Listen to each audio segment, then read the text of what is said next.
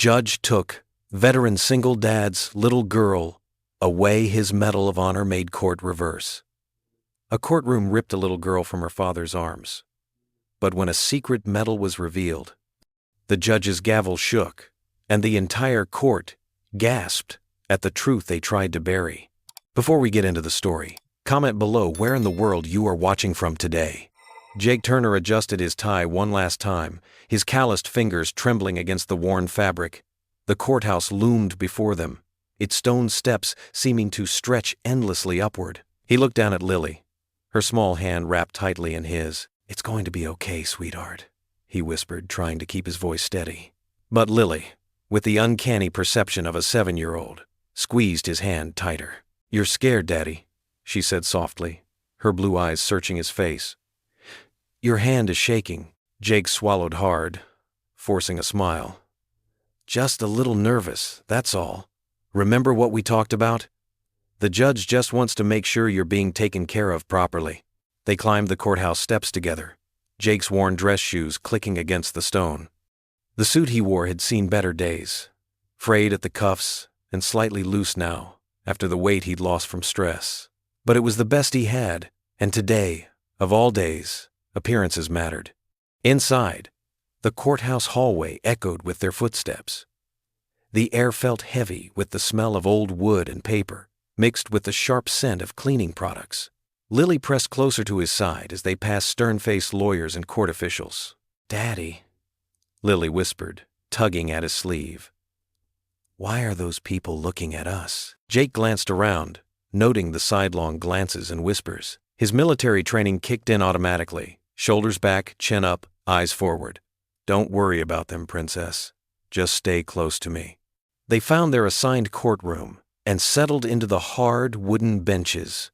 Lily's legs dangled, not quite reaching the floor, and she swung them nervously. Jake placed his hand on her knee, a gentle reminder to stay still. The court clerk called their case, and Jake's heart hammered against his ribs as they walked to the defendant's table. The judge, a thin-faced man with wire-rimmed glasses, barely looked up from his papers.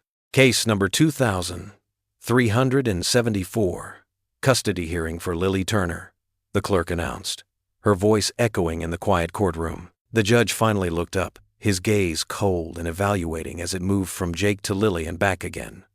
"Mr. Turner, I have reviewed your case file extensively." Jake stood straighter, fighting the urge to fall into military stance.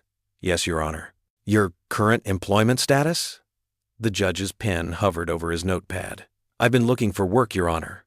I have several promising leads." "That's a no." Then the judge cut him off. "And your PTSD diagnosis?" Jake felt his throat tighten. "I'm in treatment, Your Honor. I haven't had an episode in months." Months. The judge's tone made the word sound like a condemnation. "And you expect this court to gamble a child's well-being on months of stability?" Lily's hand tightened around Jake's. "Daddy?" Her voice wavered. "It's okay, sweetheart," Jake murmured, though his heart was racing now. The familiar pressure was building in his chest, the kind that usually preceded a panic attack, but he fought it back. Not now. He couldn't break now. "Mr. Turner," the judge continued, "this court's primary concern is the welfare of the child. Your military service is noted and appreciated, but it does not automatically qualify you as a fit parent." 2 social workers had appeared at the side of the courtroom. Jake's vision tunneled, focusing on their approaching figures. "Given your current unemployment, history of mental health issues, and lack of stable support system, this court has no choice but to find you temporarily unfit for custody." "No!" The word burst from Jake's throat. "Please, Your Honor, she's all I have. I'm getting better, I swear. I'll find work tomorrow, today if I have to." "Daddy, what's happening?" Lily's voice cracked with fear as the social workers approached. The judge's gavel cracked against the wooden block. "Lily Turner will be placed in temporary foster care until such time as Mr. Turner can demonstrate stability and financial security." "No, please!" Jake dropped to his knees beside Lily, pulling her close. She was crying now, her small body shaking. "She needs me! I'm her father!" "Come with us, sweetheart," one of the social workers said, reaching for Lily's hand. The woman's voice was gentle, but her actions were firm as she began to separate them. "Daddy, don't let them take me!" Lily's scream tore through the courtroom. She clung to Jake's suit jacket, her knuckles white with effort. "Please," Jake begged, looking up at the judge. "She's all I have left. Her mother's gone. I'm all she has too." The judge's face remained impassive. "Officers, please assist." 2 courthouse officers stepped forward, gently but firmly pulling Jake back as the social workers led Lily away. Her cries echoed off the high ceiling, each sob like a physical blow to Jake's chest. "I love you, Lily," he called after her. "I'll fix this, I promise. I'll come get you." But Lily's tearful face disappeared behind the heavy courtroom doors, her cries fading into the hallway beyond. Jake stood alone at the defendant's table, his hands shaking, his breath coming in short gasps. The judge was already gathering his papers, moving on to the next case. Just another day, just another ruling. But for Jake, the world had just shattered. He stumbled out of the courtroom, barely aware of his surroundings. His feet carried him automatically down the hallway, down the stone steps, out into the bright morning sunlight that seemed to mock his darkness. From the courthouse steps, he watched helplessly as a state car pulled away from the curb. Through the back window, he could see Lily's small face, her hand pressed against the glass, getting smaller and smaller until the car turned a corner and disappeared. Jake's legs gave out. He sank to his knees on the courthouse steps, not caring who saw him. The Medal of Honor recipient, the decorated veteran, the father, none of that mattered now. He was just a man, broken and alone, watching his whole world drive away in the back of a state car. The evening shadows crept across Jake Turner's living room, stretching over scattered toys that now felt like painful reminders. Lily's favorite teddy bear lay face down on the carpet, its worn fur catching the last rays of sunlight through the window. Her coloring books remained spread across the coffee table, crayons scattered just as she'd left them that morning. Jake sat motionless in his old armchair, a plate of untouched sandwich growing stale on the side table. His military discipline had always kept the apartment tidy, but tonight he couldn't bring himself to pick up a single toy. Each one held a memory of Lily's laughter, her presence, her life intertwined with his. 3 gentle knocks at the door broke through his daze. "Jake, it's Mrs. Lopez from next door." He didn't respond, but the door creaked open anyway. Mrs. Lopez had a spare key for emergencies, though she rarely used it. The plump woman stepped inside, carrying a covered casserole dish that filled the apartment with the aroma of home-cooked Mexican food. "You need to eat, my Joe," she said softly, setting the dish on the kitchen counter. Her weathered face creased with concern as she took in his disheveled appearance. "I made my chicken enchiladas, the ones Lily loves so much." The mention of his daughter's name made Jake's shoulders tense. Mrs. Lopez moved closer, her practical shoes quiet on the carpet. "I heard what happened at the courthouse," she said, resting a warm hand on his shoulder. "It's not right, what they did to you both." Jake's voice came out rough. "I failed her, Mrs. Lopez. I promised Sarah, my wife, that I'd always protect Lily. And now," he gestured helplessly at the empty apartment. "No, Jake Turner, you haven't failed anyone." Mrs. Lopez's tone grew firm. "You're a good father. Anyone with eyes can see how much that little girl adores you." Before Jake could respond, another knock echoed through the apartment. Mrs. Lopez opened the door to reveal a young woman in a navy blue suit, her briefcase clutched tightly. "Mr. Turner? I'm Sarah Collins from the Veterans Legal Aid Clinic." Her voice was steady, professional, but kind. "May I come in?" Jake straightened slightly in his chair, military habits surfacing even in his despair. Mrs. Lopez patted his shoulder once more before heading to the door. "Eat those enchiladas, Jake," she insisted. "I'll check on you tomorrow." Sarah Collins waited until Mrs. Lopez left before taking a seat on the couch, carefully moving aside a stuffed unicorn. "I heard about what happened in court today. The clinic follows cases involving veterans, and yours caught my attention." Jake's laugh was bitter. "Because I lost my daughter? Because the system failed you," Sarah corrected, opening her briefcase. "Your service record alone should have carried more weight. 8 years of active duty, honorable discharge." She paused, scanning the document. "But there's something missing here." Jake's eyes drifted to the small desk in the corner. "Top drawer on the right." Sarah crossed to the desk and opened the drawer. Her eyes widened as she lifted out a velvet box, opening it carefully. The Medal of Honor gleamed even in the dim light, its blue ribbon perfectly preserved. "Mr. Turner," she breathed, Why wasn't this presented in court? Didn't seem right to use it that way, Jake said quietly. That medal, it's about the men I served with, the ones who didn't come home. It's not about me. Sarah carried the medal back, placing it gently on the coffee table between them. This isn't just about valor in combat, Mr. Turner. This medal speaks to your character, your judgment under pressure, your dedication to others. It tells a story the judge ignored, and we're going to make sure they hear it. She leaned forward, her expression determined. I want to take your case, pro bono. We can file an appeal, but we need to move quickly. Will you let me help you fight for Lily? Jake stared at the medal, remembering the weight of it being placed around his neck.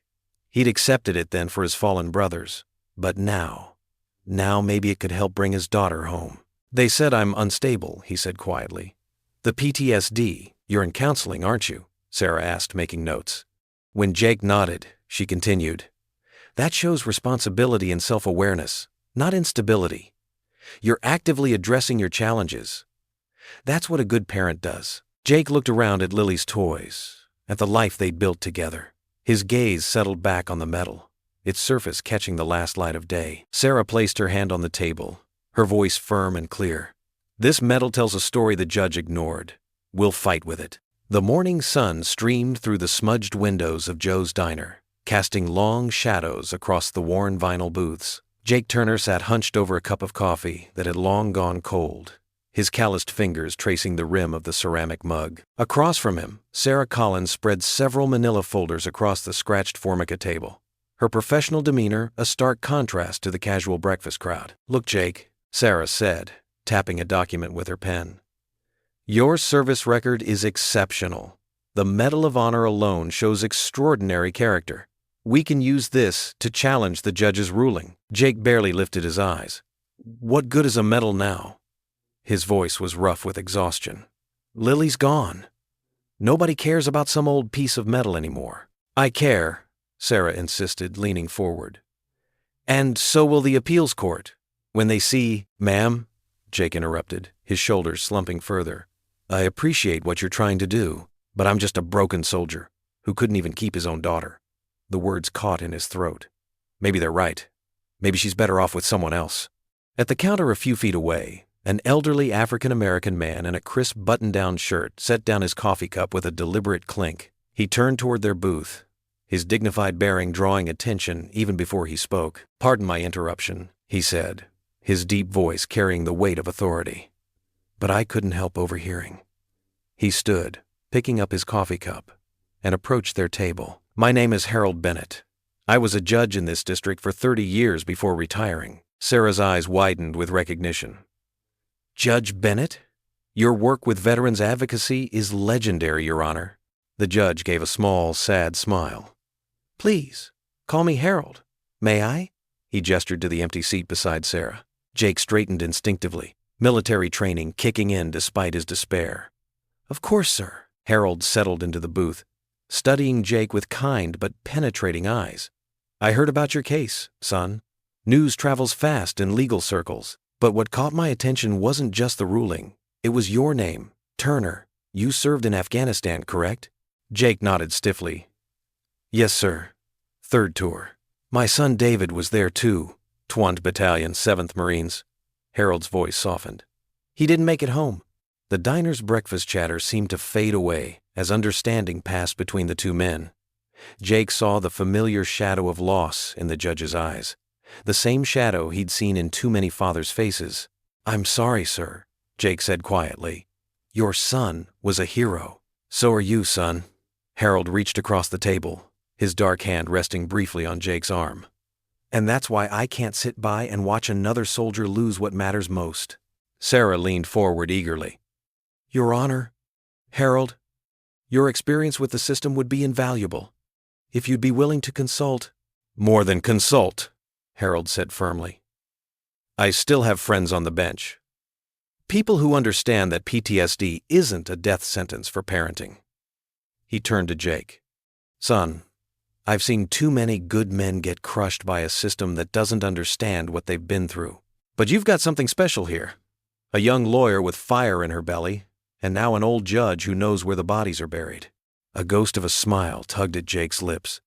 Sounds like you're planning an operation, sir. That's exactly what this is, Harold replied, warming to the military metaphor. A tactical assault on injustice. But we need our point man fully committed. He fixed Jake with an intense gaze.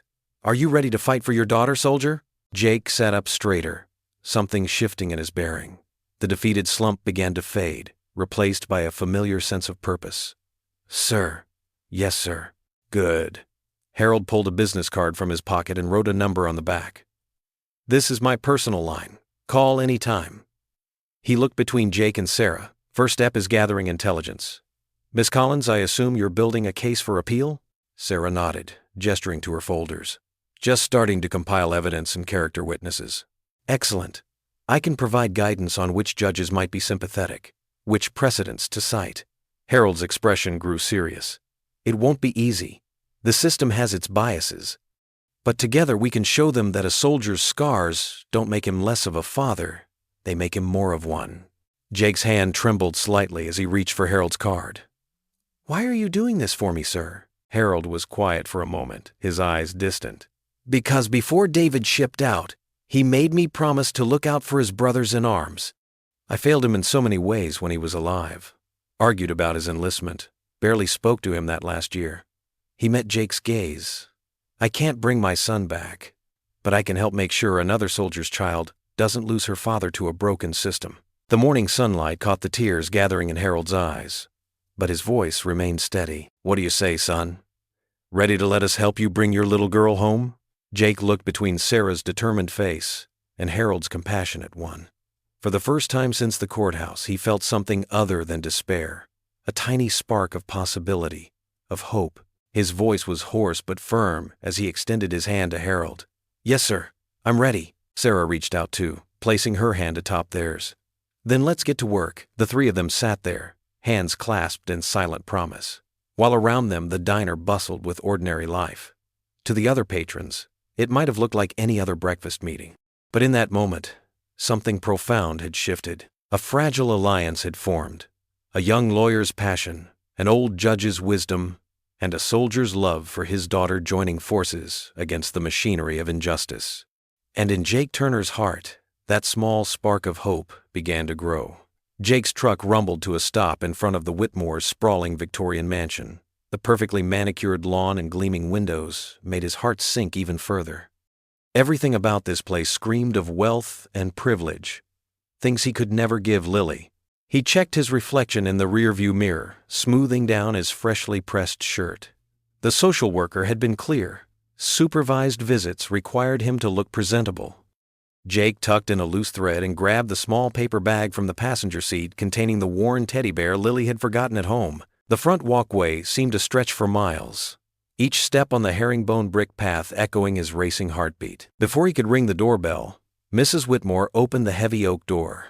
Her pearl necklace caught the afternoon light as she gave him a practiced smile that didn't reach her eyes. Mr. Turner, she said coolly, stepping aside. Please come in. We've been expecting you. The foyer was all polished marble and crystal chandeliers. Jake's work boots felt out of place on the spotless floor.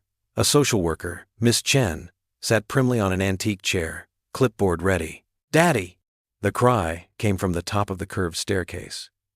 Lily flew down the steps, her small feet barely touching the ground. Jake's arms opened automatically as she crashed into him, her familiar weight against his chest making his throat tight. Hey, sweetheart, he managed, breathing in the scent of her strawberry shampoo, different from the kind they used at home. I brought someone who misses you. Lily's eyes lit up at the sight of her teddy bear. Mr. Snuggles. She clutched the toy close, then looked up at Jake with those big brown eyes that were so much like her mother's. I missed him. And you, Daddy. So much. Mrs. Whitmore cleared her throat. Why don't we move to the sitting room? It's more comfortable there.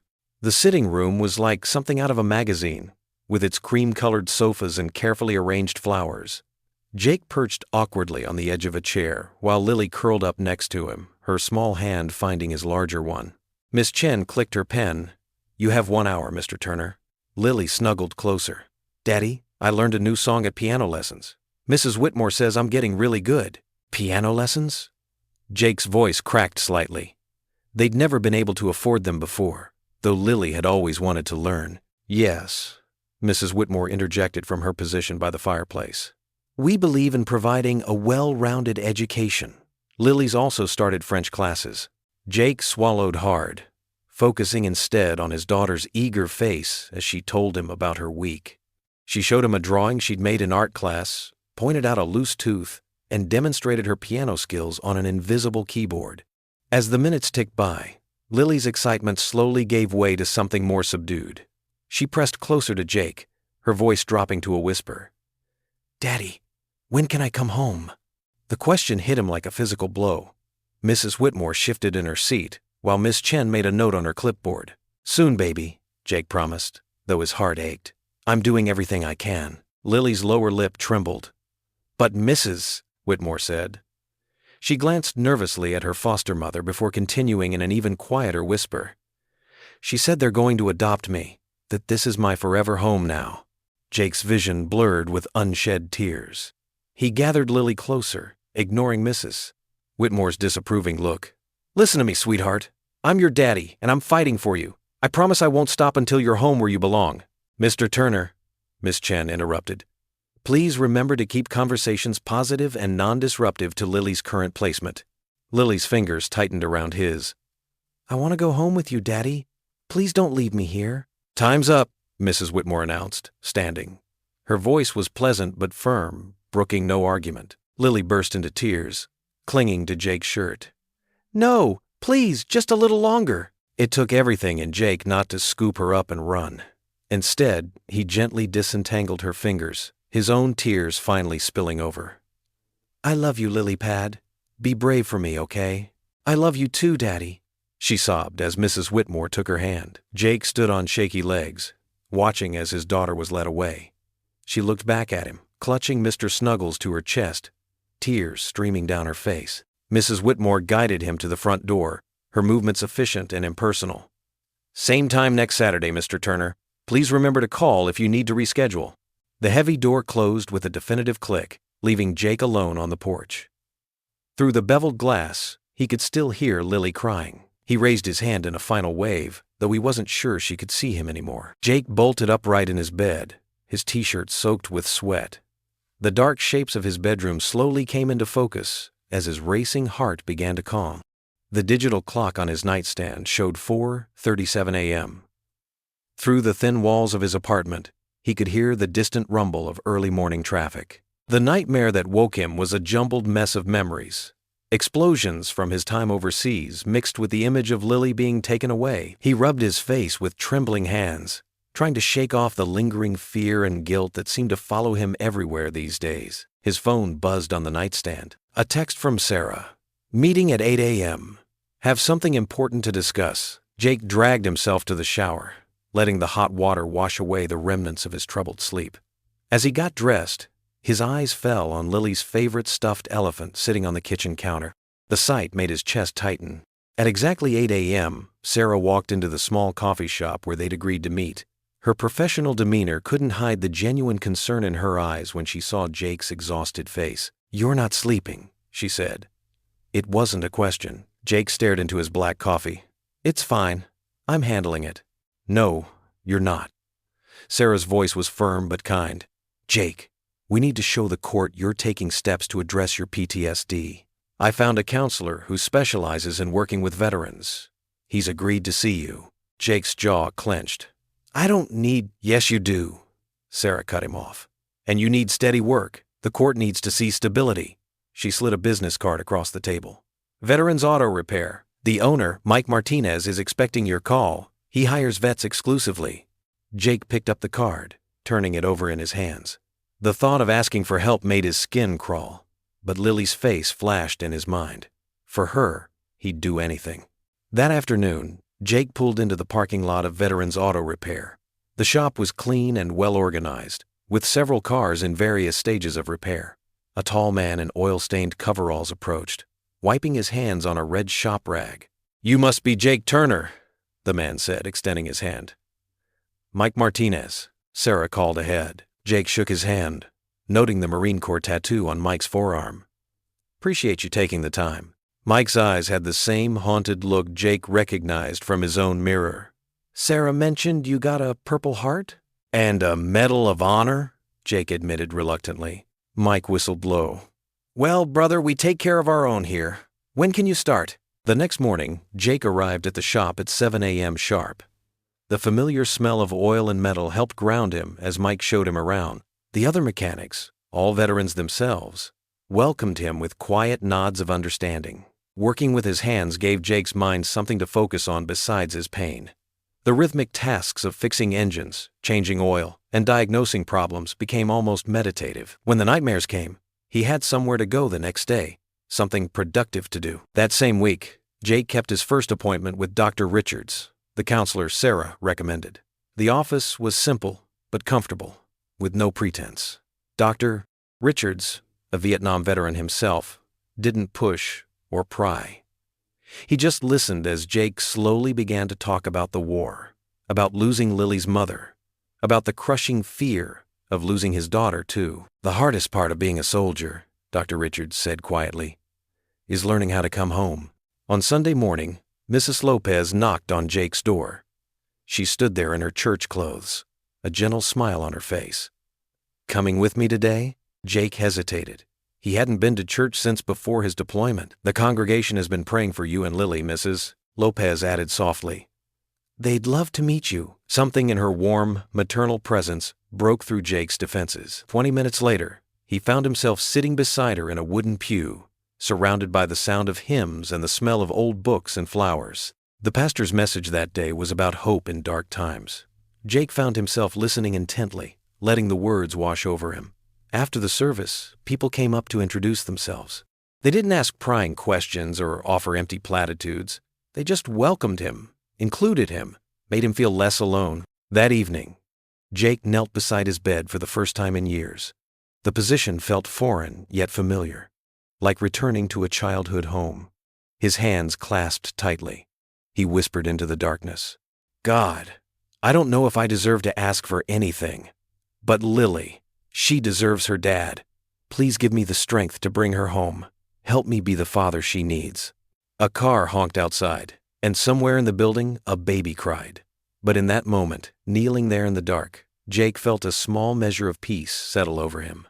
He wasn't alone in this fight anymore. He had Sarah's determination, Mike's understanding, Dr. Richards' guidance, Mrs. Lopez's kindness, and now, maybe, something even bigger than all of that. For the first time since losing Lily, Jake felt something he'd almost forgotten: odd hope. Sarah's office was small but tidy, with law books lining the walls and a window that looked out over the city's brick buildings. The afternoon sun cast long shadows across her desk, where papers were spread out like a battle map. Jake sat in a worn leather chair, his hands gripping the armrests as Sarah reviewed the documents. They filed this petition yesterday, Sarah said, her voice tight with concern as she held up a thick stack of papers. The Whitmores are moving fast, Jake. They want to adopt Lily permanently. Jake's jaw clenched. They can't do that. She's my daughter. Sarah leaned forward, her expression grave. They're claiming you're mentally unstable due to your PTSD. They've hired Matthews and Associates, one of the most expensive law firms in the state. She shuffled through more papers. They're painting a picture of you as a struggling veteran who can't provide the stability Lily needs. That's not true, Jake said, his voice rough with emotion. I'm getting help. I have a job now. I'm doing everything right. I know you are. Sarah's eyes softened with sympathy. But the Whitmores have influence. Mr. Whitmore sits on several charitable boards, including one that funds the family court system. Mrs. Whitmore runs in social circles with judges' wives. Jake stood up and paced the small office, his military boots quiet on the carpet. So because they're rich, they get to steal my daughter? No, Sarah said firmly, because we're going to fight back. But I need you to understand what we're up against. She pulled out another document. They've hired a child psychologist who's already claiming Lily would be traumatized by returning to your care. Jake stopped pacing, his hands clenching into fists. They don't know the first thing about trauma. I watched my brothers die in combat. I held them as they took their last breath. But I survived. I came home. I raised my little girl after her mother died. Where were the Whitmores then? Sarah stood and walked around her desk. That's exactly what we need to show the court. Your strength, your resilience, your dedication as a father. She picked up Jake's Medal of Honor citation. "This medal tells a story of courage under fire. We'll use it to show your character." "They're trying to use my service against me," Jake said bitterly, "making my sacrifice sound like a weakness." "Then we'll prove them wrong." Sarah began organizing the papers into neat piles. "We need character witnesses. Your employer, your counselor, Lily's teachers. People who can testify about your relationship with her." Jake sank back into the chair, running a hand over his face. "Lily must be so scared. The Whitmores, they're strangers to her, living in their fancy house with their fancy rules. Has she said anything during your visits? She cries every time I have to leave." Jake's voice cracked. "Asks when she can come home. Mrs. Whitmore always cuts our visits short. Says Lily gets too emotional afterward." Sarah made a note. "Document everything. Every shortened visit, every comment they make. We can use that." "They let her call once a week," Jake continued.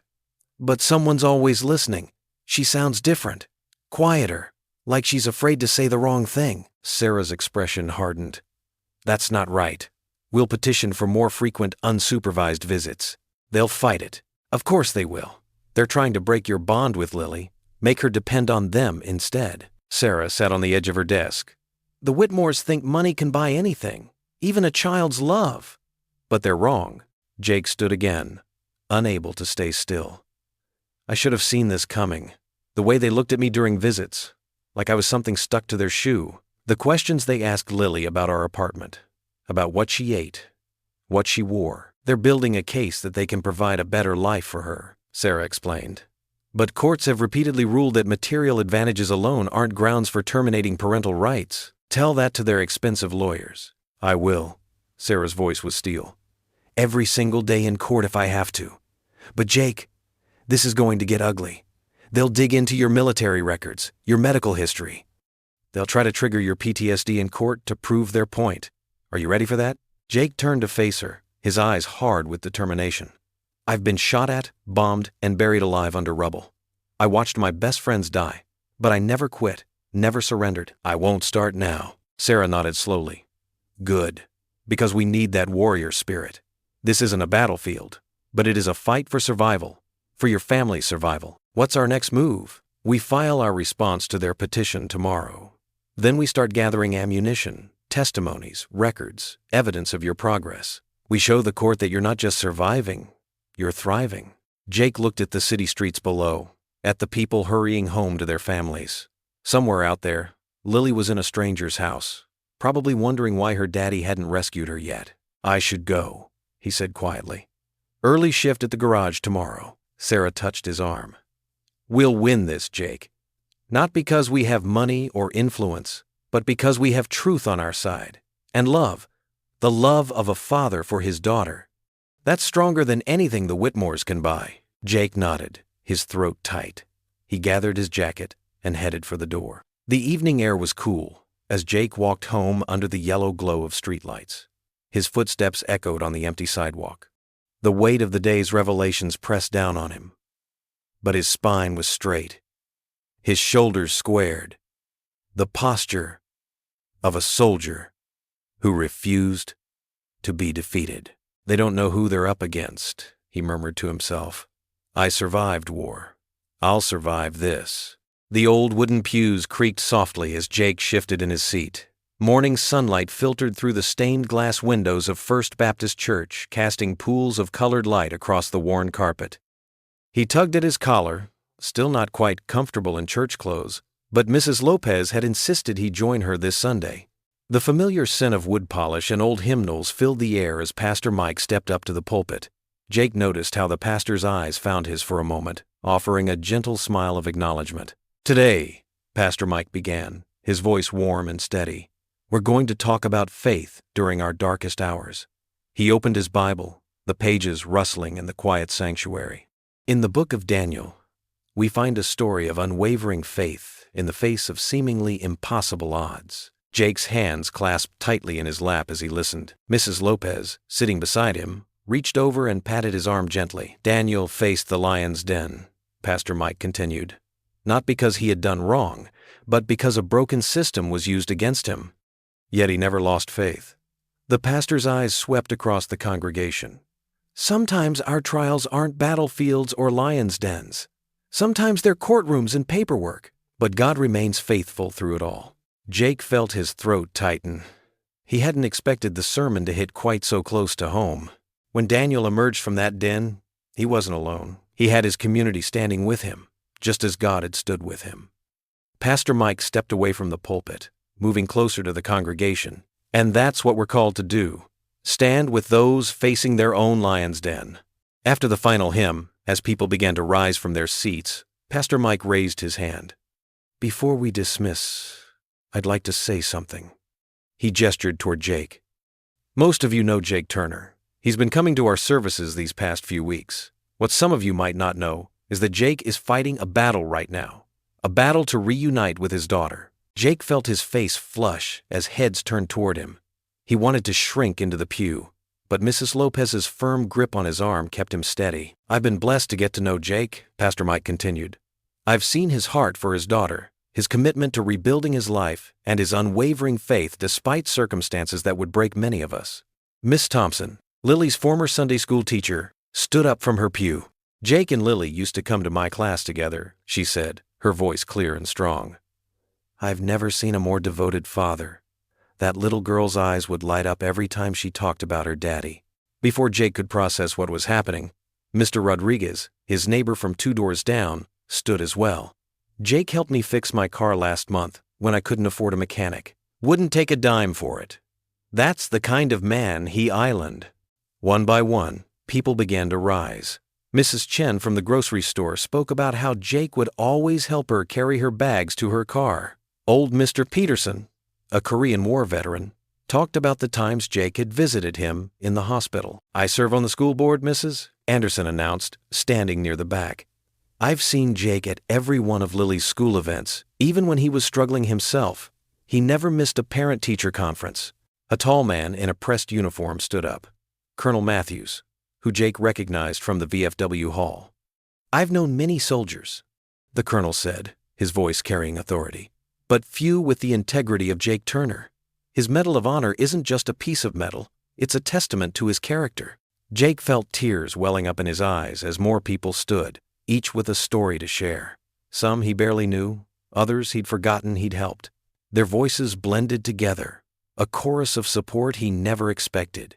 Sarah Collins, who had slipped into the back of the church partway through the service, was scribbling furiously in her notepad. Judge Bennett, sitting beside her, nodded approvingly at each testimony. Pastor Mike raised his hands again. These aren't just words, he said. We're prepared to back them up. Anyone willing to provide formal testimony for Jake's character, please see Miss Collins after the service. Anyone able to help with letters of support, job references, or any other assistance, please come forward. The response was immediate. A line began forming down the center aisle. Teachers, veterans, neighbors, business owners, each person ready to stand up and be counted. Jake couldn't speak. The lump in his throat had grown too large. Mrs. Lopez squeezed his hand, her eyes glistening with tears of her own. As the service ended and people began moving toward the exits, they stopped to shake Jake's hand, pat his shoulder, offer words of encouragement. Some pressed business cards into his palm. Others promised to call Sarah's office first thing Monday morning. Jake made his way through the crowd toward where Sarah and Judge Bennett waited by the door. Sarah's notepad was full of names and numbers, her expression bright with determination. This, she said, holding up the notepad, this is what we needed. Character witnesses, community support, proof of your integration into civilian life. She smiled. The Whitmores may have money and influence, but they can't buy this kind of testimony. Judge Bennett nodded, his experienced eyes taking in the scene.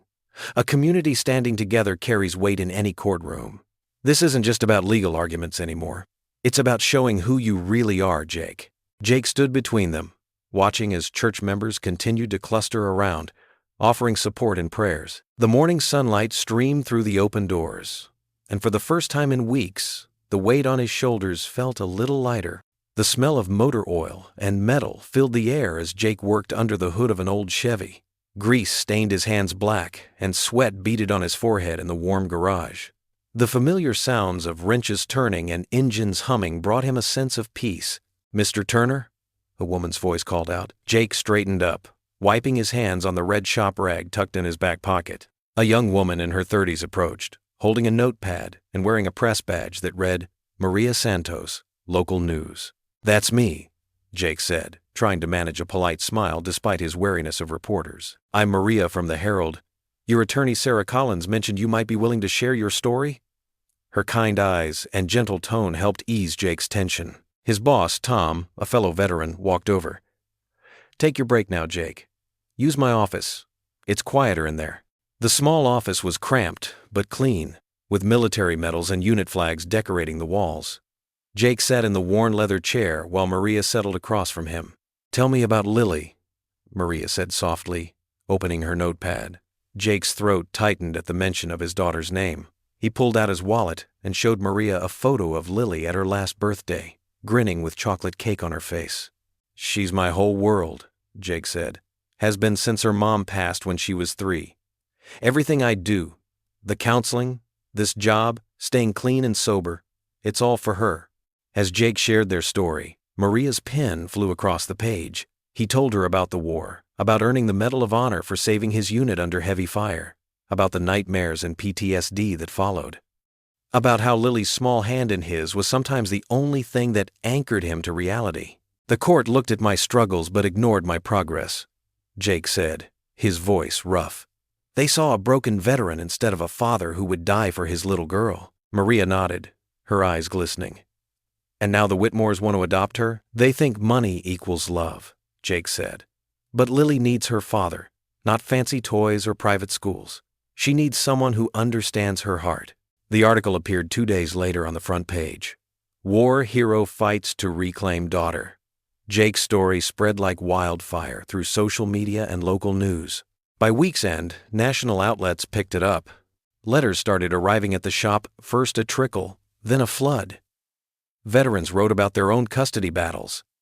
Parents shared stories of overcoming PTSD to raise healthy kids. Children drew pictures for Lily. "You wouldn't believe what came in today," Tom said one morning, wheeling in a cart of mail.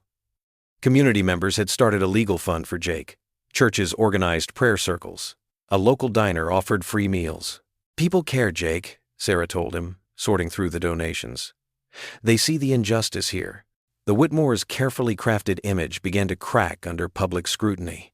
Their attempts to paint Jake as unstable backfired as more veterans came forward to vouch for his character.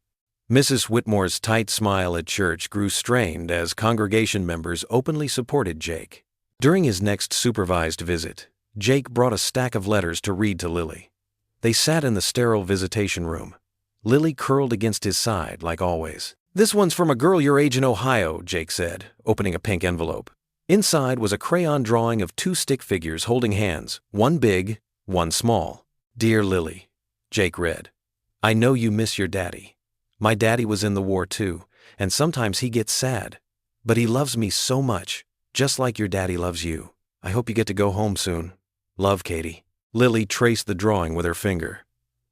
"Can we write back to her, Daddy?" "Of course we can, Princess." Jake pulled her closer, breathing in the familiar scent of her strawberry shampoo. "See, baby girl? We're not alone. All these people are praying for us and helping us fight to be together again." "I wish I could stay with you now," Lily whispered, her small fingers gripping his shirt. Jake swallowed hard, refusing to let his tears fall. "I know, sweetheart. I'm doing everything I can to bring you home." He picked up another letter. "Want to read one more before our time's up?" Lily nodded against his chest as Jake unfolded the next message of hope, each word strengthening his resolve to win back his daughter. The courthouse loomed before Jake, but this time felt different. Sarah walked beside him, a thick folder of documents tucked under her arm. Judge Harold Bennett stood waiting at the top of the steps, his presence a steady anchor of support. Inside the courtroom, Jake tugged at his collar. The tie felt too tight, but Sarah had insisted he look his best. His hands were clean now. Not a trace of mechanic's grease remained, though his fingernails still showed the stubborn stains of honest work. "All rise," the bailiff called out. Judge Martinez entered, her black robe sweeping behind her as she took her seat. Her eyes, previously cold toward Jake, now held a hint of curiosity. Sarah rose confidently. "Your Honor, we're here to present new evidence regarding Mr. Turner's fitness as a parent." She began methodically laying out the changes in Jake's life. Mr. Turner has maintained steady employment at Veterans Auto Service for the past 3 months. His employer, Mr. Rodriguez, has submitted a letter praising his work ethic and reliability. Jake watched as Sarah presented document after document. His counseling records showed consistent attendance and progress. Pastor Williams had written a glowing letter about Jake's involvement in the church community. Even Mrs. Lopez, his elderly neighbor, had submitted a notarized statement about his character. And now, Your Honor, I'd like to call Mr. Turner to the stand. Jake's heart pounded as he walked to the witness box. He placed his hand on the Bible, swore to tell the truth, and sat down. The wooden chair felt hard and uncomfortable beneath him. Mr. Turner, Sarah began gently, please tell the court about your relationship with your daughter, Lily. Jake cleared his throat. Lily Island. His voice cracked and he took a deep breath. Lily is everything to me. After her mother died, it was just us. Every morning, I'd make her breakfast. Chocolate chip pancakes on Sundays, her favorite. I'd braid her hair for school, though it took me months to get it right. A few chuckles rippled through the courtroom. Even when things were tough, when the memories of war kept me up at night, Lily was my reason to keep going. She'd crawl into my lap, pat my cheek, and say, "It's okay, Daddy. We're safe here." Jake's eyes welled with tears, but he continued. She made me want to be better, to heal, to be the father she deserves. Sarah nodded encouragingly.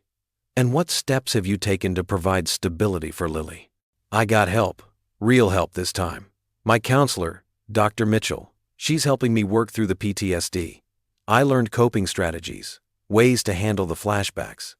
The nightmares aren't gone, but they're less frequent now. Jake straightened in his chair. I have a good job, steady income. The guys at the shop, they're veterans too, they understand. They're like family. Sarah walked to her table and picked up something that gleamed in the fluorescent light. Your Honor, I'd like to enter this into evidence. This is the Medal of Honor awarded to Mr. Turner for his service in Afghanistan. A murmur ran through the courtroom. Judge Martinez leaned forward, her interest clearly piqued. Mr. Turner, Sarah said, holding up the medal, could you tell us about this? Jake swallowed hard. I don't like talking about it, ma'am. That day, I just did what anyone would do. My unit was under heavy fire. 2 of our men were down, wounded. I got them out. He looked down at his hands. But this medal, it's not about being a hero. It's about duty, about protecting those who depend on you. That's what I've always tried to do for Lily. Sarah's voice softened. And how does that same sense of duty apply to your role as a father? Being a father is the most important duty I have. I'd give my life for Lily, but what she needs isn't a sacrifice. She needs me here, steady, present. That's why I'm fighting so hard. That's why I got help, why I work every day to be better. Jake's voice grew stronger. I'm not perfect, but I love my daughter. She's not just my duty, she's my heart. In the gallery, several people wiped their eyes. Even the court reporter paused to dab at her face with a tissue.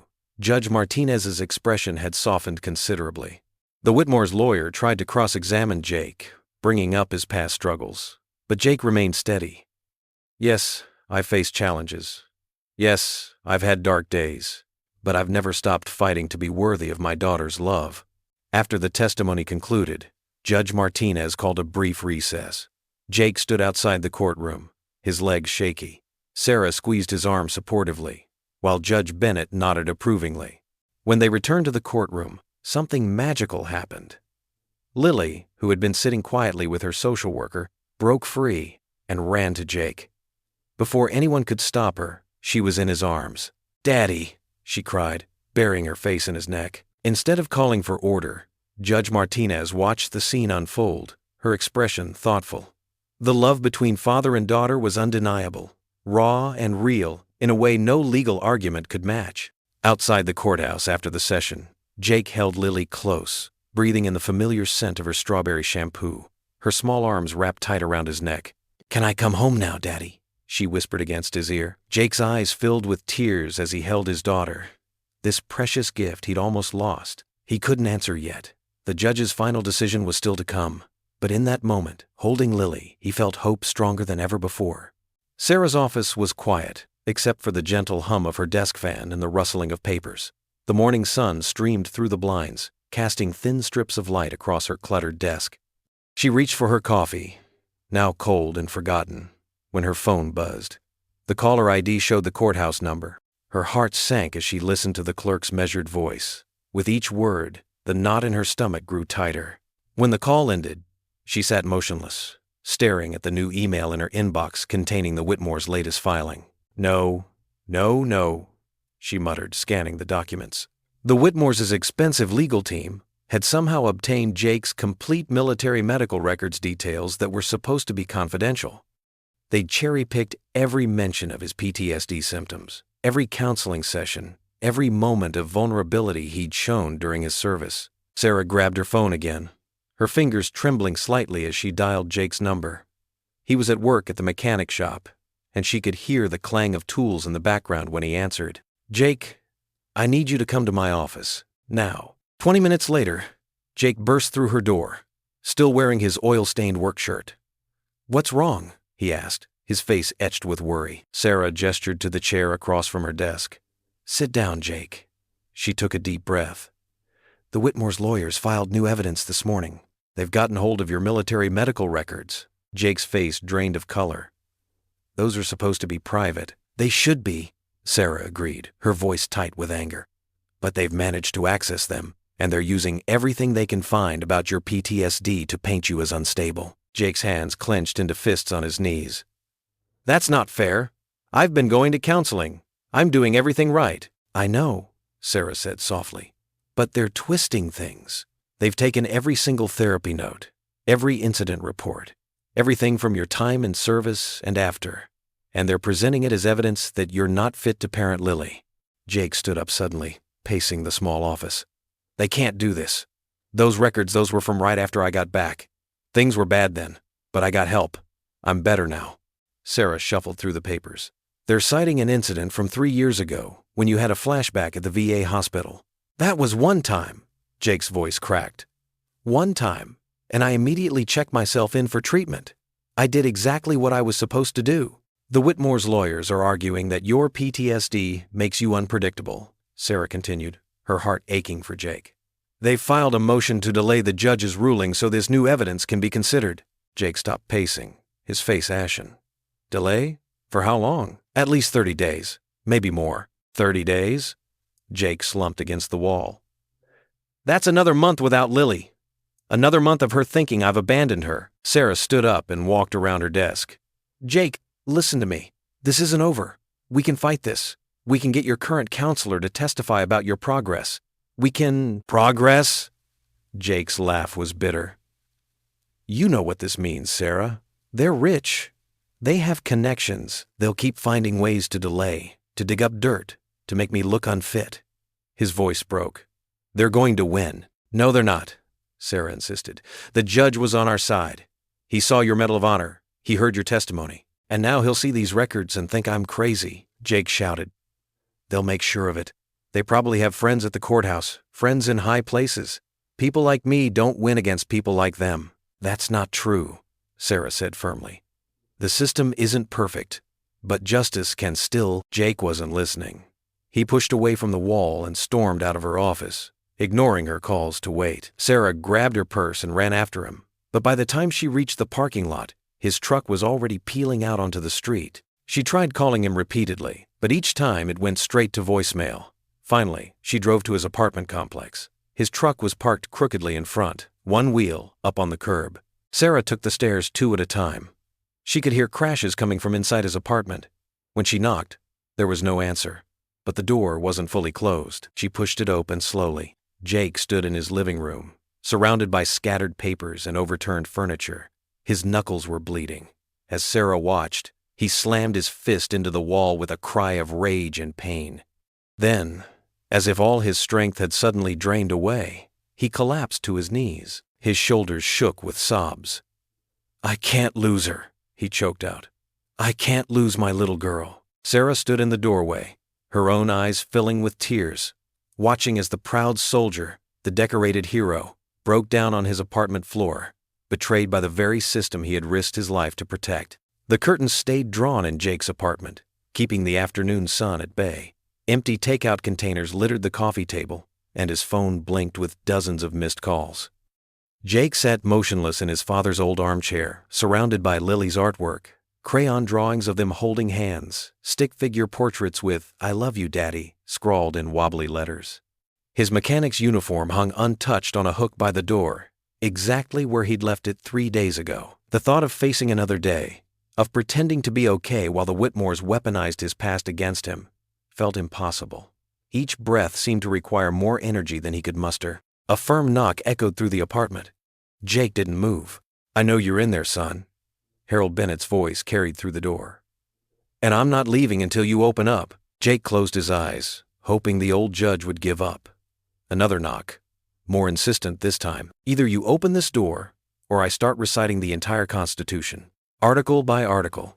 And trust me, I know it by heart." Despite himself, Jake's mouth twitched. He could picture the retired judge standing there, ready to make good on his threat. With a heavy sigh, Jake pushed himself up from the chair and shuffled to the door. Harold's concerned face greeted him. "Good Lord, son. You look like something the cat dragged in." Jake stepped back, letting the older man enter. Harold's eyes took in the mess. The drawn curtains. The scattered drawings. He picked up one of Lily's pictures, a rainbow arching over 2 smiling figures. "Sarah's been trying to reach you," Harold said, his voice gentle but firm. "Your boss called too. They're worried." "What's the point?" Jake's voice was rough from disuse. "The Whitmores got what they wanted. They found my old psych evaluations, twisted everything around, made me sound unstable, dangerous." He slumped back into his chair. "Maybe they're right." Harold's face darkened. "Now you listen here, Jake Turner. My son, David, he never got to come home and raise a family. Never got to hear his child call him Daddy. He gave everything for this country, just like you were willing to do." Jake looked up, startled by the pain in Harold's voice. "I failed my son," Harold continued, setting Lily's drawing down carefully. "I was always too busy with cases, too focused on my career. Our last conversation was an argument. And then," he cleared his throat, "then all I had left were regrets and a folded flag." The judge moved closer, his eyes intense. "But you, Jake, you've got something I'd give anything for. You've got a living, breathing chance to be the father your daughter needs. And you're sitting here in the dark, letting those vultures win without a fight? They've got money, influence," Jake started. "And you've got something worth more than all their bank accounts combined," Harold interrupted. "You've got love, real sacrificial love. The kind that earned you that Medal of Honor when you ran into enemy fire to save your unit. The kind that has you working double shifts to build a better life for Lily." Jake's hands clenched in his lap. "I'm tired of fighting." "No," Harold said sharply. "You're scared of fighting. There's a difference." He picked up another of Lily's drawings. "Every one of these pictures shows the same thing. A little girl who believes in her daddy, who needs you to stand up one more time." The words hit Jake like a physical blow. He remembered Lily's face at their last visit, how she'd whispered, "I knew you'd come, Daddy." Such pure faith in her eyes. Harold's voice softened. "You want to honor your service, honor the sacrifice my son and so many others made? Then show your daughter what real courage looks like. Show her that love doesn't quit when things get hard." Jake's gaze drifted to the Medal of Honor sitting on his side table, its gold surface catching what little light filtered through the curtains.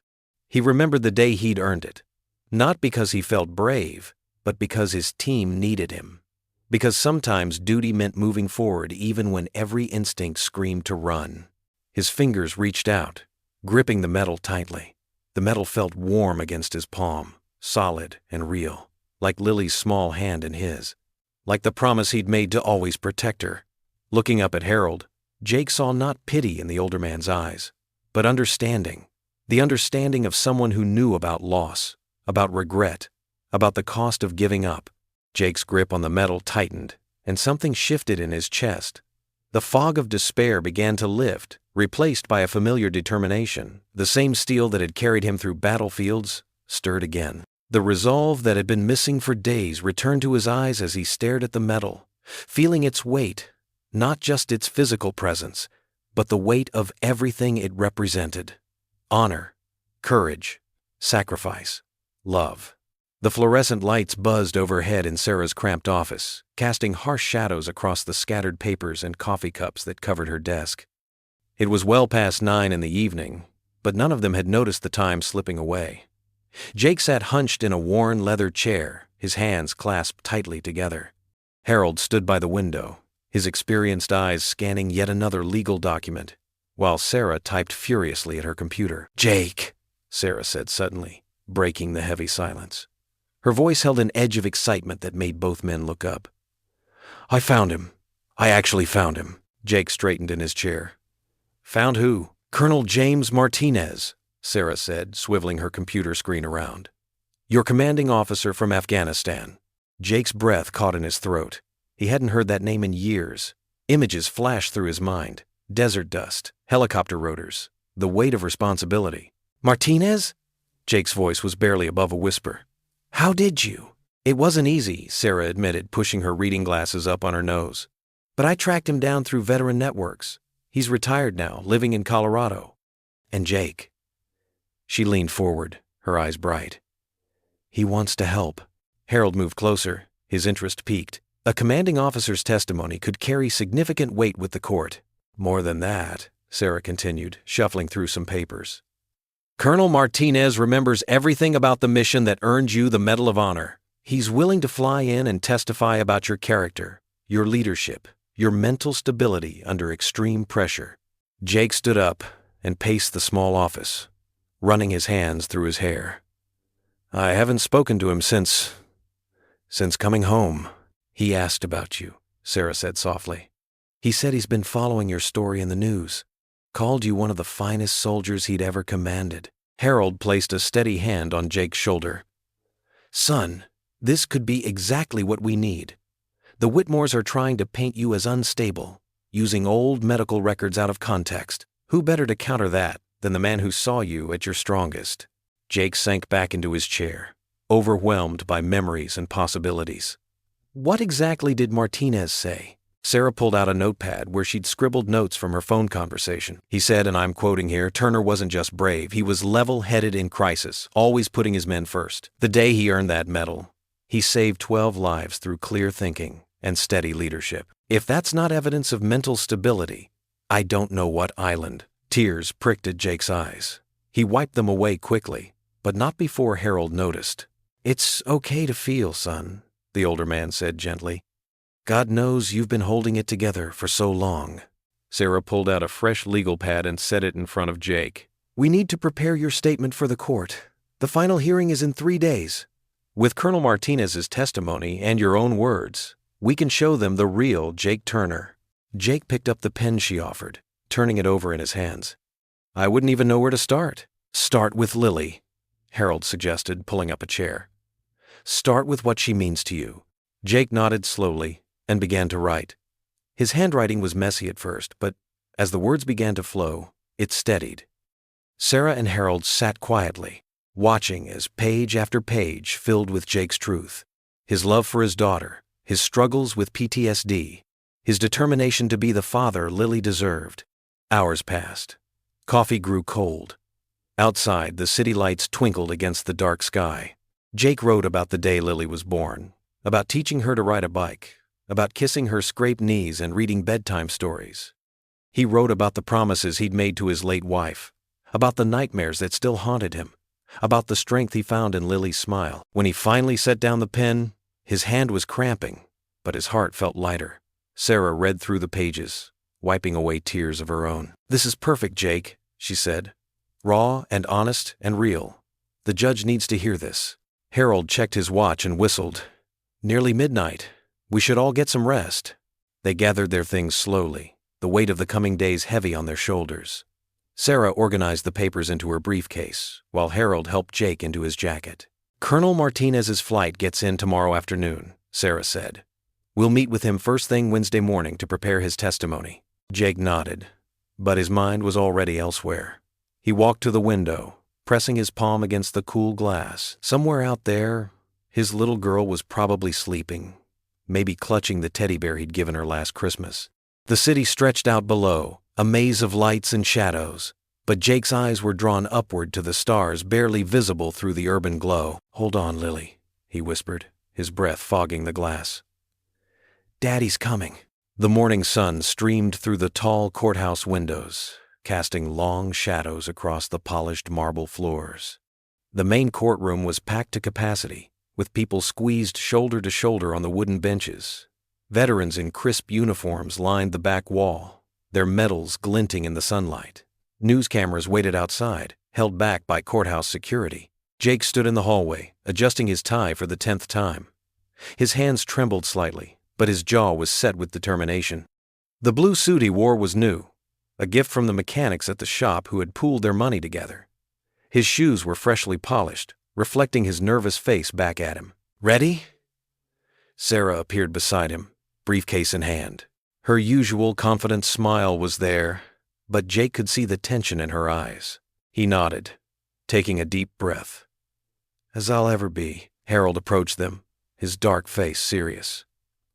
"Remember what we talked about, son? Just be honest in there. Let them see the real you, the father who'd move heaven and earth for his little girl." Jake's throat tightened as he thought of Lily. He hadn't been allowed to see her for the past week, the Whitmores claiming it would be too confusing for her before the hearing. The separation had been torture. The heavy courtroom doors opened, and the bailiff called their case number. Jake squared his shoulders and walked in, feeling the weight of hundreds of eyes upon him. "Mrs. Lopez waved from her seat, surrounded by other church members. His boss from the mechanic shop sat with several co-workers, all in clean work shirts. The sight of their support made his chest tighten with emotion. The Whitmores were already seated at their table, looking expensive and polished in designer clothes. Their attorney, a sharp-faced man in an Italian suit, arranged papers with practiced precision. Mrs. Whitmore caught Jake's eye and quickly looked away, her perfectly made-up face showing no emotion. "All rise," the bailiff called as Judge Matthews entered, her black robe sweeping behind her. After they were seated, Sarah stood, her voice clear and strong. "Your Honor, we're here today to right a grave injustice. My client, Jake Turner, is not just a decorated war hero, though his Medal of Honor speaks volumes about his character.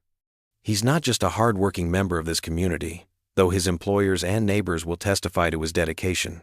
Most importantly, he is a loving father who has moved mountains to prove his worthiness of that title." She gestured to Jake, who sat straight back beside her. "In the months since the initial ruling, Mr. Turner has maintained steady employment, attended regular counseling sessions, and become an active member of his church community. He has done everything asked of him and more. But most crucially, he has never stopped fighting for his daughter, because that's what real fathers do." The Whitmore's attorney rose smoothly in response.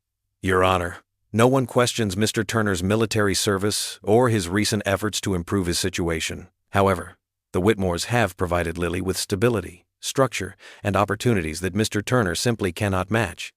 They can offer her private schooling, cultural experiences, and a life free from the uncertainties that come with Mr. Turner's." He paused delicately. "Condition." Jake's hands clenched under the table, but Sarah's light touch on his arm steadied him. She had warned him about this, how they would try to make his PTSD sound like an irredeemable flaw, how they would imply that money could replace a father's love. "Furthermore," the attorney continued, "the Whitmores have formed a strong bond with Lily. Uprooting her now would be traumatic and against her best interests." The judge listened impassively, her face giving nothing away. "I understand we have several witnesses prepared to testify today." "Yes, Your Honor," Sarah replied, standing again. "We have Mr. Turner's employers, his counselor, fellow church members, and his former commanding officer, Colonel James Martinez, who has flown in specifically for this hearing." A murmur ran through the courtroom at this last name. Jake glanced back to where the colonel sat, ramrod straight in his dress uniform. The man's presence was a testimony in itself, a high-ranking officer taking time to support a former soldier. The Whitmore's attorney seemed slightly thrown by this development. He shuffled his papers before responding, "We also have witnesses, Your Honor, including Lily's teachers at her new private school and a child psychologist who has evaluated her adjustment to the Whitmore home." Judge Matthews nodded, making a note on her pad. "Very well. Miss Collins, you may call your first witness." Jake clasped his hands together in his lap, closing his eyes briefly. The prayer came automatically, words he'd repeated countless times since this battle began. "Please, God, let them see the truth. Let me bring my baby girl home." He opened his eyes to see Sarah standing, ready to begin their final push for justice. The courtroom fell silent, the tension almost electric as everyone leaned forward, waiting to hear what would come next. Jake's heart pounded in his chest, but he kept his gaze steady, focused on the path ahead. Around him, the community he'd never known, he had sat in silent support. Veterans who understood his sacrifices, church members who had prayed with him, co-workers who had helped him rebuild his life. Their presence reminded him that he wasn't fighting alone anymore.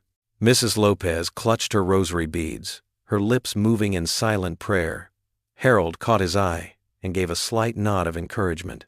Even the usually stoic Colonel Martinez seemed to sit a little straighter, as if lending Jake his strength.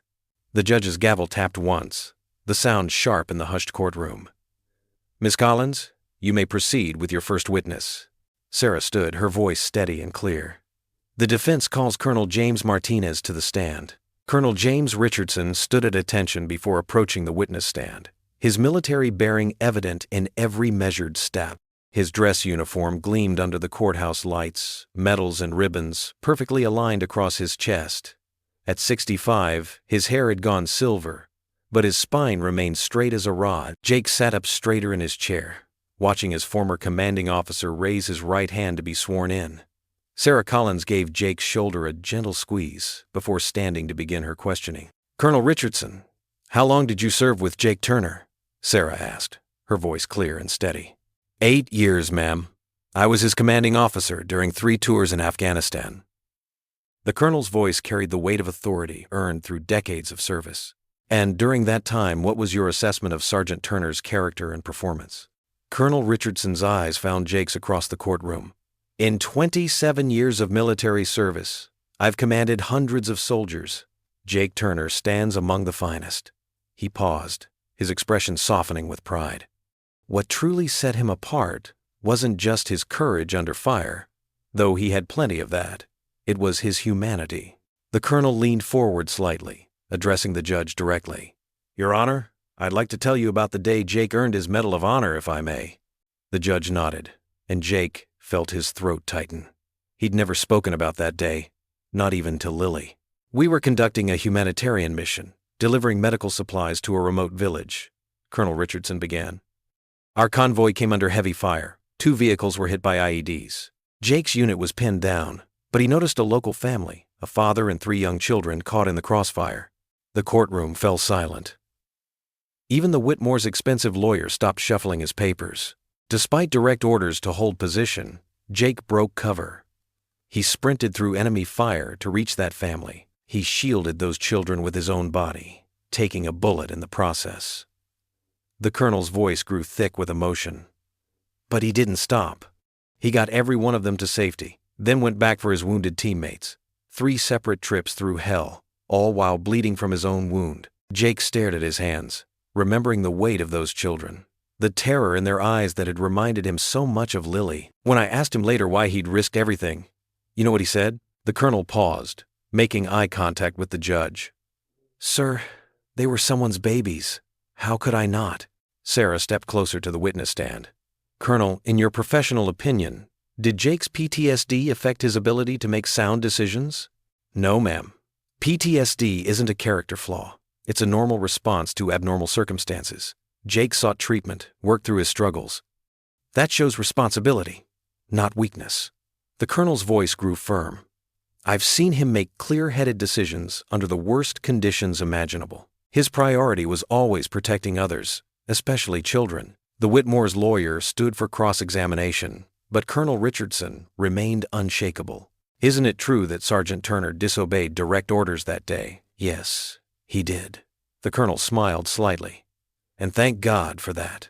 Sometimes the highest form of duty is knowing when to follow your conscience instead of orders." Jake's actions saved 6 lives that day. 3 children who reminded him of his own daughter, their father, and 2 of our wounded soldiers. But his PTSD diagnosis— "Son," the colonel interrupted, his tone sharp but controlled. "I've seen men without PTSD crack under pressure. And I've seen men with PTSD show extraordinary strength and wisdom. Jake Turner falls into the latter category. His love for his daughter has always been his North Star, his motivation to heal and grow stronger. The lawyer pressed on.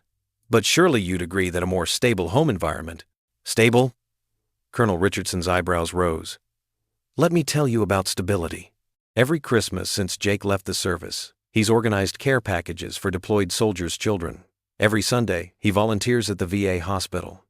Even when he was struggling himself, he never stopped thinking about others. He leaned forward. That's the kind of stability children need. Someone who shows them how to persist, how to serve, how to love unconditionally. Sarah had no further questions, and the Whitmore's lawyer finally sat down. As Colonel Richardson stepped down from the witness stand, he paused beside Jake's table. Jake stood, instantly at attention. Some habits never fade. The two men faced each other, years of shared experiences flowing between them. Without warning, Colonel Richardson pulled Jake into a fierce embrace. Jake felt tears spring to his eyes as his former commander whispered, "I'm proud of you, son. Keep fighting." Jake could barely speak past the lump in his throat. "Thank you, sir, for everything." The colonel stepped back, holding Jake at arm's length. His own eyes glistened as he straightened Jake's tie with paternal care. "You're a good father, Jake. Never doubt that." The gallery watched in respectful silence as Colonel Richardson made his way to the back of the courtroom. Jake remained standing for a moment, gathering his composure, before sinking back into his chair. Sarah squeezed his arm, and even the judge seemed moved by the display of military brotherhood. The morning sun filtered through the courthouse's tall windows, casting long shadows across the worn wooden benches. The room buzzed with quiet anticipation as Mike Davidson, Jake's boss from the auto shop, made his way to the witness stand. His weathered hands, still bearing traces of engine grease despite obvious scrubbing, gripped the rail as he settled in. "Mr. Davidson," Sarah began, her voice clear and confident. "Please, tell us about Jake Turner's work at your shop." Mike cleared his throat, his eyes finding Jake in the crowd. "Jake's the kind of employee every boss dreams of having. Shows up early, stays late if needed. Customers ask for him by name now." He paused, adjusting his collar. "But it's more than that. See, I'm a veteran myself, and I know how hard it can be coming back. Jake's helped other vets who work at the shop. When Tommy had a rough day last month, Jake talked him through it. That's just Huey Island." The Whitmore's lawyer stood to cross-examine, but Mike's steady gaze and honest answers left little room for doubt. As he stepped down, Pastor Roberts took his place, his kind face reflecting decades of service to his congregation. "Jake Turner came to our church broken," the pastor began, his voice gentle but firm. "But he didn't stay that way. Every Sunday, without fail, he's there. He volunteers at our food bank. The children in our congregation look up to him, and when he speaks about Lily," the pastor's eyes grew misty, "well, you can see God's love reflected in a father's heart." Mrs. Lopez was next, her gray hair neatly pinned back, wearing her Sunday best. She smoothed her skirt as she sat, her warm brown eyes scanning the courtroom before settling on Jake. "I've lived next door to Jake and Lily for 3 years, she said, her accent adding texture to her words. "Many nights I hear him reading her bedtime stories through the wall. When my arthritis acts up, Jake carries my groceries without being asked. Lily helps me tend my flower garden." She leaned forward, her voice growing passionate. "That child is loved. She is cared for. I see it every day."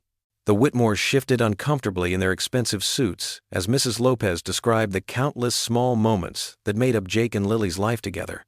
Their lawyer's attempts to paint these testimonies as mere sentiment fell flat against the genuine emotion in Mrs. Lopez's voice. Miss Thompson, Lily's second-grade teacher, brought a folder of Lily's schoolwork when she took the stand. Her young face was earnest as she opened it, displaying drawings and essays. "This is what Lily wrote for our My Hero assignment," she said, holding up a paper decorated with crayon stars. "She wrote about her daddy, how he's brave and strong, but also how he makes her chocolate chip pancakes on Saturdays and never forgets to check under her bed for monsters." Miss Thompson's voice softened. "In all my years of teaching, I've rarely seen such a secure, well-adjusted child. The bond between Lily and her father is extraordinary." As each witness spoke, the atmosphere in the courtroom transformed. The initial tension melted away, replaced by a warm current of support that seemed to flow toward Jake. Even the court reporter appeared moved, her fingers pausing occasionally on her stenotype machine as she listened. The judge, who had started the morning with his usual stern expression, now leaned forward with interest, his eyes thoughtful as he absorbed each testimony. The Whitmore's polished facade began to crack slightly. Mrs. Whitmore's perfectly manicured fingers fidgeted with her pearl necklace, while Mr. Whitmore's jaw clenched visibly. From her seat in the gallery, Lily watched the proceedings with wide eyes. She sat between her foster parents, but her gaze never left her father. As Miss Thompson finished her testimony, Lily's face brightened like a sun breaking through clouds. She raised her small hand in a tentative wave, her smile spreading across her face, the first real smile anyone had seen from her in weeks. Jake caught the movement and turned slightly in his chair. Their eyes met across the courtroom, and for a moment, everything else seemed to fade away. His daughter's smile, so pure and hopeful, spoke more powerfully than any testimony could. It was a smile that said, "I believe in you, Daddy." A smile that carried the promise of bedtime stories, Saturday pancakes, and the simple, profound love between a father and his child. Sarah noticed the exchange and subtly squeezed Jake's shoulder, recognizing that this small moment, this simple wave and smile, might have done more to sway the court than hours of legal arguments. Because in that gesture, everyone in the room could see what was really at stake. Not just a custody battle, but the precious bond between a little girl and the father who would move heaven and earth to keep her safe. The sunlight continued to stream through the windows, now catching the dust motes in the air, making them dance like tiny stars. In that illuminated moment, with Lily's smile still brightening the room, the truth seemed to crystallize for everyone present. This wasn't just about legal arguments or social services regulations. It was about love, pure and simple, the kind of love that could heal wounds, overcome obstacles, and light the way home.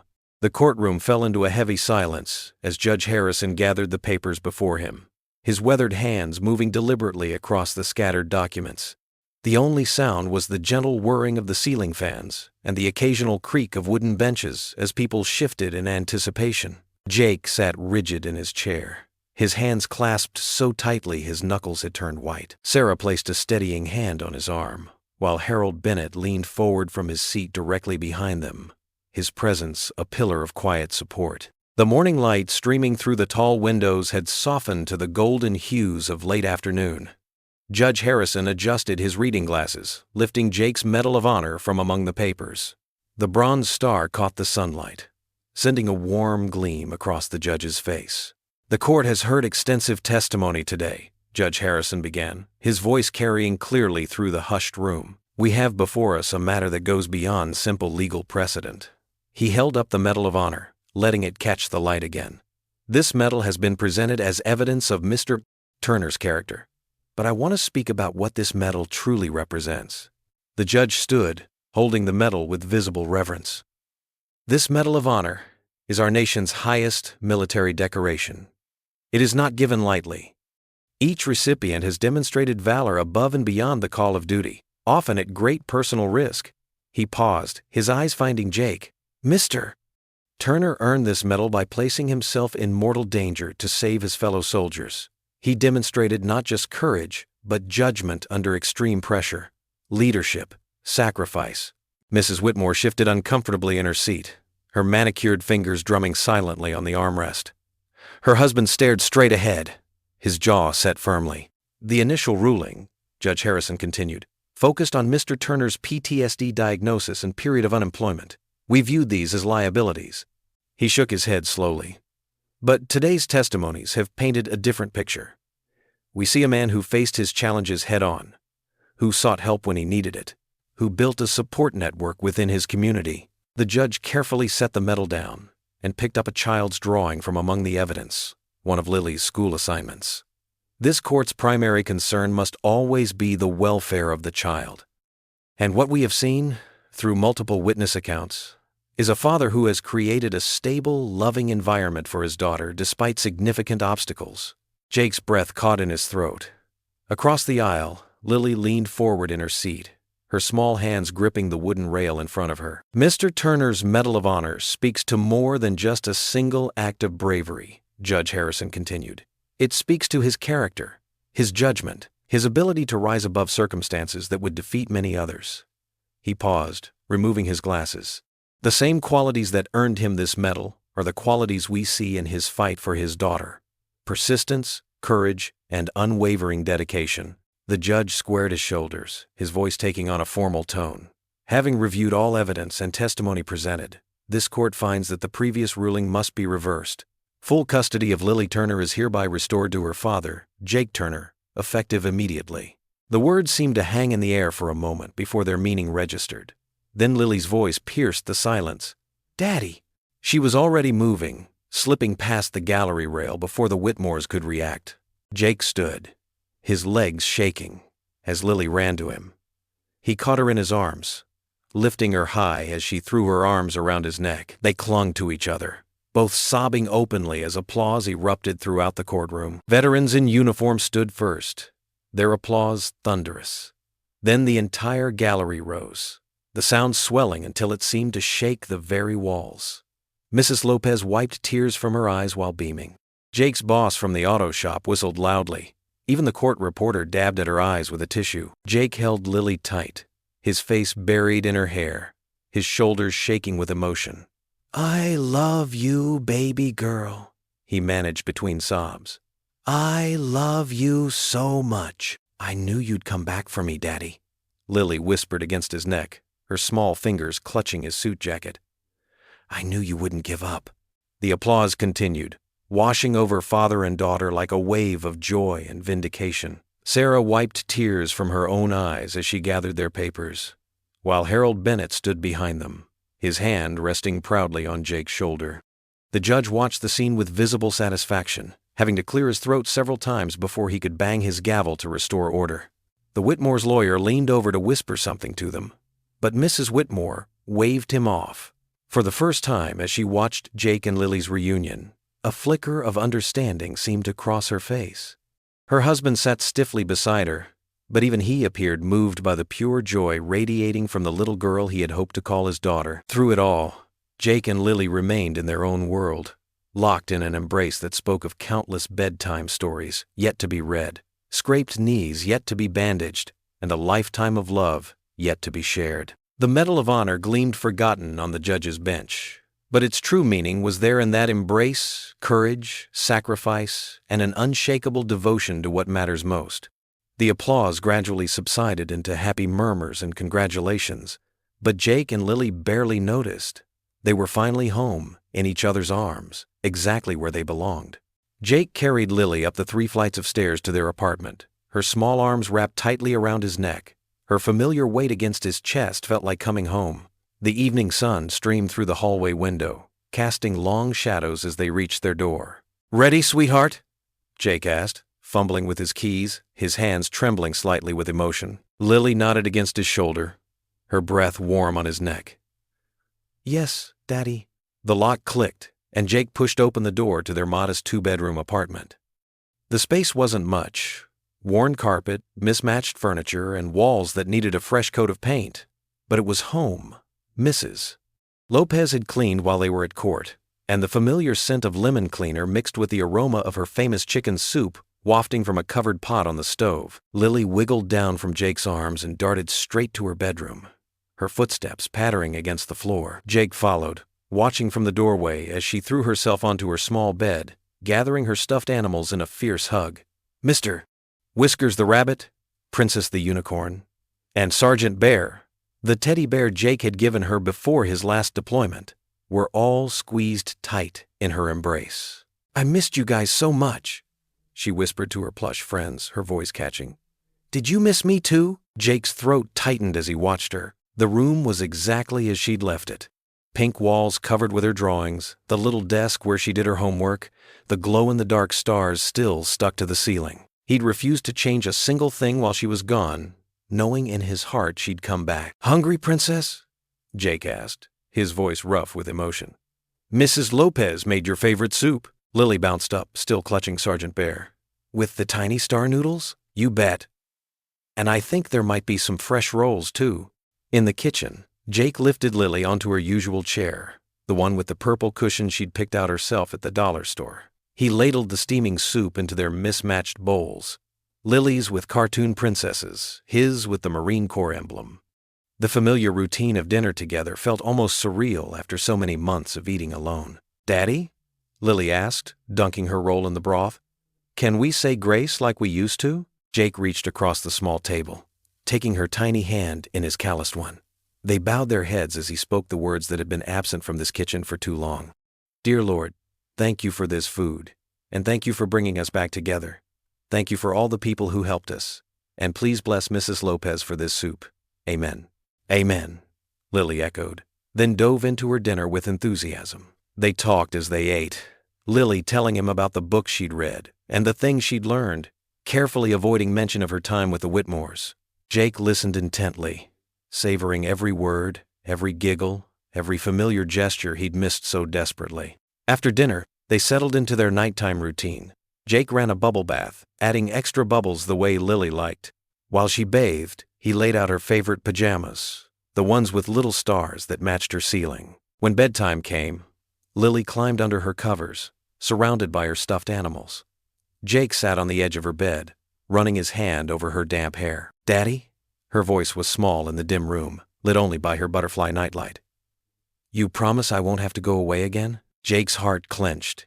He took her small hand in his Medal of Honor catching the soft light from where it now hung proudly on her wall. "I promise, baby girl. Nobody's ever going to take you away again. We're together now, forever and always."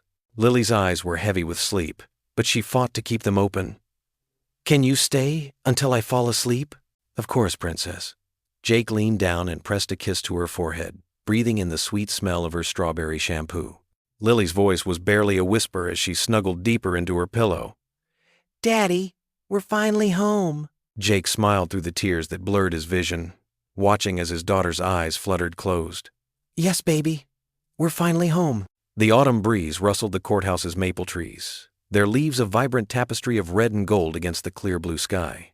Jake Turner stood at the bottom of the stone steps, his posture straight and confident, so different from the broken man who had crumbled here months ago. His Medal of Honor gleamed on the lapel of his new charcoal suit, a visible reminder of both his past service and his ongoing mission to serve. A young veteran named Marcus paced nervously beside him, his hands shaking as he checked his watch for the 5th time in as many minutes. Jake recognized that anxiety. He'd lived it himself not so long ago. "Deep breaths, Marcus," Jake said, placing a steady hand on the younger man's shoulder. "Remember what we practiced. Focus on the facts, speak from the heart, and trust Sarah to guide you through it." Marcus nodded, his Adam's apple bobbing as he swallowed hard. "What if they don't listen? What if they only see the PTSD diagnosis?" "That's why we're here," Jake assured him, gesturing to the small group gathering around them. "You're not fighting this battle alone." Sarah Collins approached her leather briefcase in one hand and a stack of folders in the other. Her suit was as crisp as ever, but her smile was warm as she greeted them. Behind her, Judge Harold Bennett walked with his characteristic dignity, using his carved wooden cane more for emphasis than support these days. "Good morning, gentlemen," Sarah said, her eyes twinkling with determination. "Ready to make some good trouble?" Harold chuckled, the sound rich and deep. "In my day, we called it justice, Miss Collins. But I like your spirit." Jake watched as more veterans arrived, many in their service uniforms, others in suits like his own. Each had a story similar to his, of sacrifice, struggle, and the fight to keep their families together. Some he'd helped personally over the past few weeks. Others were here to support Marcus. They formed a brotherhood forged not just by combat, but by the battles they faced at home. Mrs. Lopez appeared with Lily, who wore a pretty blue dress and carried a small backpack filled with her coloring books. She'd become a fixture at these advocacy meetings, her innocent presence reminding everyone what they were fighting for. "Daddy," Lily called out, running to give Jake a hug. "Is this another helping day?" Jake lifted her up, his heart full. "That's right, princess. Remember Marcus? We're helping him see his kids today." Lily waved at Marcus. "Don't worry," she said with the simple wisdom of childhood. "My daddy will help you. He's really good at fixing things." Marcus managed a shaky smile, visibly touched by her words. Sarah gathered them all together at the base of the steps. "All right, everyone. The hearing starts in 20 minutes. Marcus, you've got quite the support system here.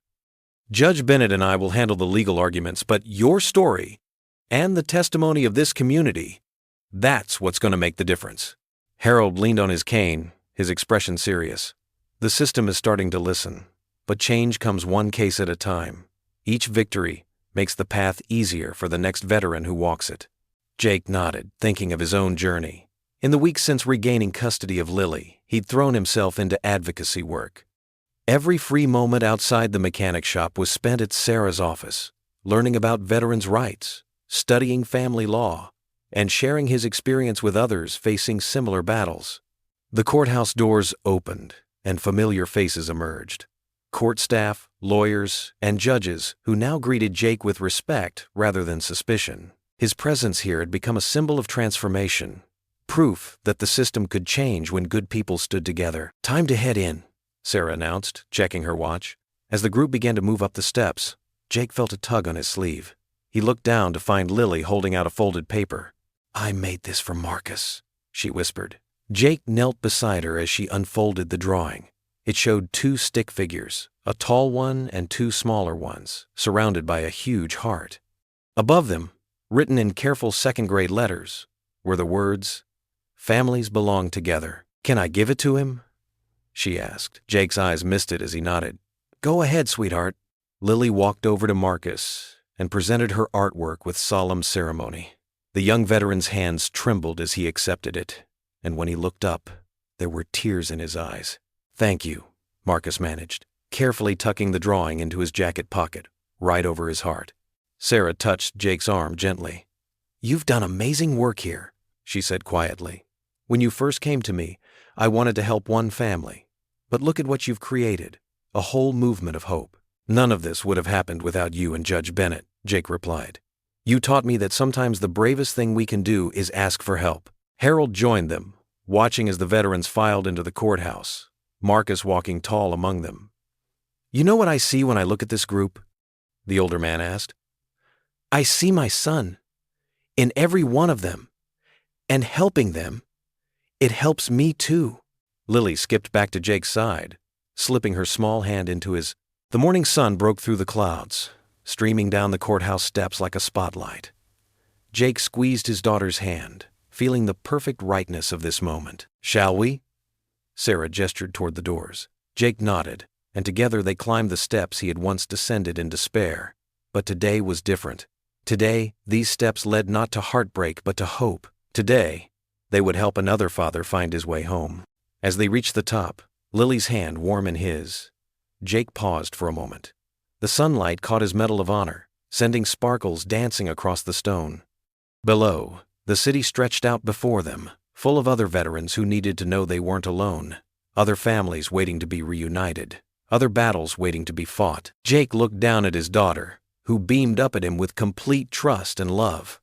Together, they took the final step into the courthouse, ready to help write another story of redemption. What would you do if you were in their place? Comment your answer below and let's see how you'd rewrite the ending. If you enjoyed the story of Jake Turner, I handpicked the next story that you will enjoy. Please don't miss this one. Click here to watch it.